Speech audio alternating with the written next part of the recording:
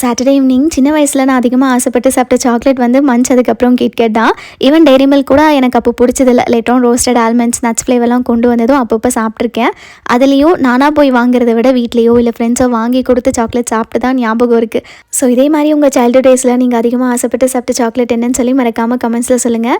And ரீசெண்டாக ஒரு ரீலில் chocolate செய்கிறது பார்த்தேன். ரொம்ப சிம்பிளாக தான் இருந்தது. And it's similar to bounty chocolate bar. So first இதுக்கு டேட்ஸில் இருக்கிற சீட்ஸ் ரிமூவ் பண்ணிவிட்டு துருவன தேங்காய் கூட கண்டென்ஸ் மில்க், வனிலா எசன்ஸ் சேர்த்து மிக்ஸ் பண்ணதுக்கப்புறம் டேட்ஸ்க்கு நடுவில் வச்சு ஸ்டஃப் பண்ணிவிட்டு கொஞ்ச நேரம் ஃப்ரீஸ் பண்ண வச்சுட்டேன். தென் இதுக்கு மேலே கோட் பண்ணுறதுக்காக டபுள் பாயிலிங் மெத்தடில் மில்க் சாக்லேட்டை மெல்ட் பண்ணிவிட்டு ஸ்டஃப்டு டேட்ஸை ஃபுல்லாக சாக்லேட்டில் டிப் பண்ணி எகெயின் இன்னொரு 10 to 15 மினிட்ஸ்க்கு ஃப்ரீஸ் பண்ண வச்சாச்சு. ஆக்சுவலி இதை செஞ்சு முடிக்கிறதுக்கு கேஸ் ஸ்டவை விட அதிகமாக ஃப்ரீசர் தான் யூஸ் பண்ணுவோம்.